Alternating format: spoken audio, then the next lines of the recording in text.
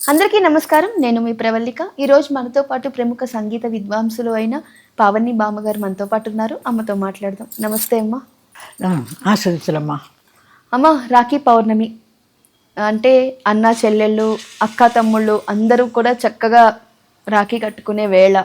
పౌర్ణమి అంటే అమ్మవారికి మనం ఎక్కువగా అమ్మవారిని ఆ రోజు ప్రత్యేకంగా కొలుస్తాము. రాఖీ పౌర్ణమి అంటే అసలు చేసుకోవాల్సింది ఎవరెవరు చేసుకోవాలి? ఈ రోజుల్లో భార్యాభర్తలు కూడా రాఖీలు కట్టుకుంటున్నట్టు మనం చూస్తున్నాము. వీధి రక్ష అని అంటున్నారు. అది ఎంతవరకు నిజమని అంటారమ్మా? భార్యాభర్తలు కట్టుకుంటున్నారమ్మా. ఇది అన్నదమ్ములకు కట్టే రక్షగా కట్టే ఇది కానీ భార్యాభర్తలు కాదే. మరి అదే విపరీతం అయిపోతున్నాయి.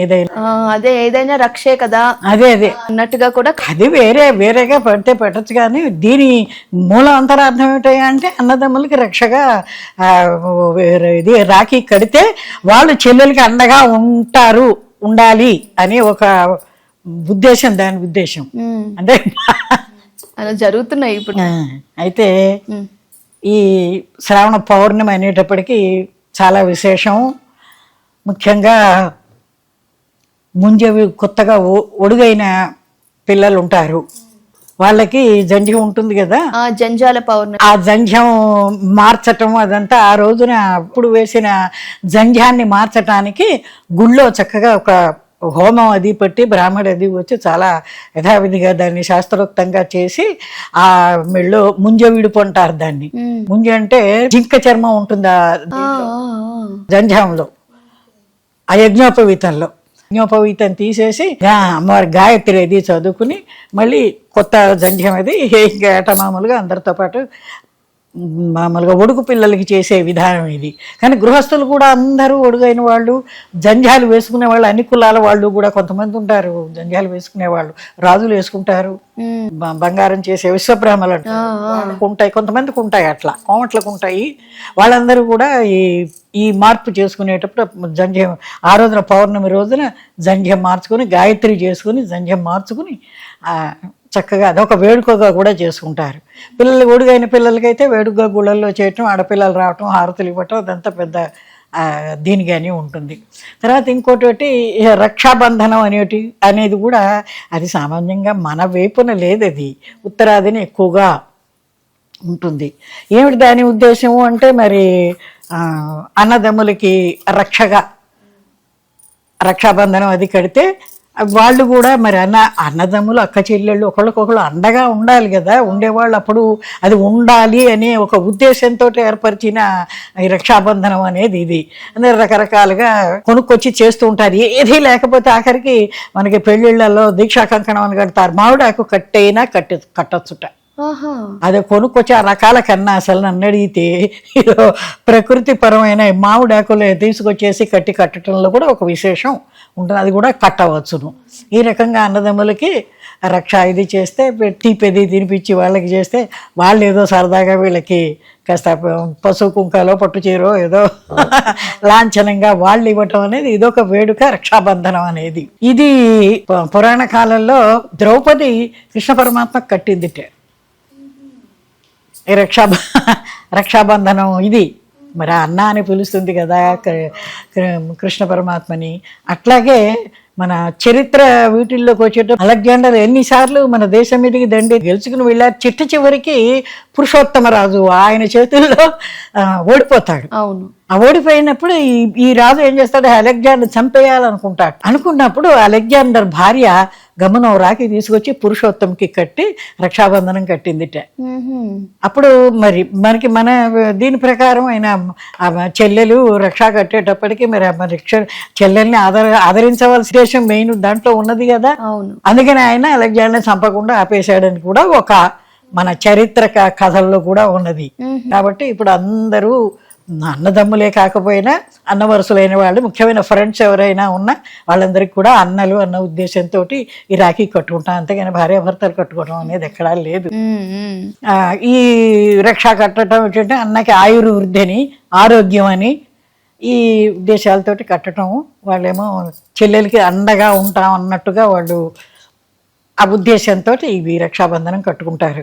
చెల్లెలు అన్నకి రక్ష కడుతూ రక్ష రక్ష అసుర శిక్ష రాజీవ దళయత అక్షీణ కృపా కటాక్ష అక్షీణ కృపా కటాక్ష ఆశ్రిత పక్ష సంరక్ష రక్ష రక్ష అసుర శిక్ష రాజీవ దళయతాక్ష అంటూ భగవంతుడి నుండి ప్రార్థిస్తూ అన్నకి ఈ రక్షాబంధనం కడతారు చెల్లెళ్ళు. ఇది రక్షాబంధనం. ఇప్పుడు జంజాల పౌర్ణమి అన్నారు కదమ్మా, జంజాల పౌర్ణమి అప్పుడు మనం జంజం మార్చుకుంటూ ఉంటారు మగవాళ్ళందరూ. ఏ టైంలో మార్చుకుంటే మంచిది అంటారమ్మా? ఏ టైంలో? పొద్దున పూటనేనమ్మా. పొద్దున పూటే పొద్దున పూటనే గాయత్రి చేసుకుని ఆ జంజం మార్చుకుని కొత్త జంజం వేసుకున్న తర్వాత మళ్ళీ గాయత్రి చేసుకుని ఆ రోజున పిండి వంటలు అవి కూడా చేసుకుంటారంటో జంజం. ఇంట్లో పిండి వంటలు అవి కూడా చేసుకుని తింటూ ఉంటారు. సరే పిల్లవాడి ఒడుగైన పిల్లవాడిది అయితే అదో పెద్ద మళ్ళీ ఒడుగంత హంగామాగానే చేస్తారు. ముఖ్యమైన బంధువులు వాళ్ళు కూడా వస్తారు. లేకపోయినా అగ్నిహోత్రం అదంతా చక్క యథావిధిగా ఉంటుంది. ఈ మామూలుగా గృహస్థులు వేసుకునేటప్పుడు మరి జంజం తీసేటప్పుడు గాయత్రి చేసుకోవటం, తీసేసిన తర్వాత విసర్జన అయిపోయిన తర్వాత మళ్ళీ కొత్త జంజం వేసుకున్న తర్వాత గాయత్రి చేసుకోవటం, పిండి వంటలతో బంధువులతో భోజనాలు చేయటం. ఇది సామాన్యంగా ఒడుగు అయినప్పుడు ఒడుగు పిల్లవాడికి మంగళహారతి అది పాడుతూ ఉంటాం కదా. అవును, అదే మనం ఇప్పుడు కూడా పాడుకుందాం. మంగళం వటువునకు మార్తాండ తేజునకు మంగళం విప్రకుల దీపకునకు మంగళం ముల్లోక మహిత సంచారునకు మంగళం ఈ బ్రహ్మచారికిప్పుడు జయమంగళం నిత్య శుభమంగళం. పాలాసదండంబు పదిలముగ ధరించి నీలమౌంజీ కృష్ణాజనము మెడను వేసి విహితముగ యజ్ఞోపవీతమును ధరించి పాత్రుడగు ఈ బ్రహ్మచారికిప్పుడు జయమంగళం నిత్య శుభమంగళం. చేతన మార్కునికి చవలాన్న ప్రాశన హితోష్ణముగ పంచశిఖలు ఉనచి బాల బ్రహ్మకు నేడు బ్రహ్మోపదేశంబు పాత్రుడగు ఈ బ్రహ్మచారికిప్పుడు జయమంగళం శుభమంగళం. అచలములు ధరించి ఆయుష్యమంతుడై సచలముగ సుఖ భిక్ష పెట్టిరపుడు అచలములు ధరించి ఆయుష్యమంతుడై సుచలముగ సుఖ భిక్ష పెట్టిరపుడు రచన పద్మ విశాల రాజిల్లు తేజునకు సుజనుడవు సుబ్రహ్మచారికిప్పుడు జయమంగళం శుభమంగళం. భవతి భిక్షాందేహి అనగా ప్రేమతో తల్లి తండ్రి పెట్టే భిక్ష అప్పుడు ప్రేమతో పుత్రుణ్ణి దీర్ఘాయువు కమ్మని శీఘ్రమే కళ్యాణమందుమని రీ జయమంగళం నిత్య శుభమంగళం. జయమంగళం నిత్య శుభమంగళం. చాలా బాగుందమ్మా, చాలా అంటే చాలా బాగుంది. చూసారు కదండి, రాఖీ పౌర్ణమి, జంజాల పౌర్ణమి రెండు కూడా మనం ఆ రోజు చేసుకునే పండుగలు అన్నమాట. రెండిటి గురించి అమ్మ చక్కగా వివరించారు. ఇలాంటి ఆధ్యాత్మిక పరమైన విషయాల కోసం మా ఛానల్ని సబ్స్క్రైబ్ చేసుకోండి.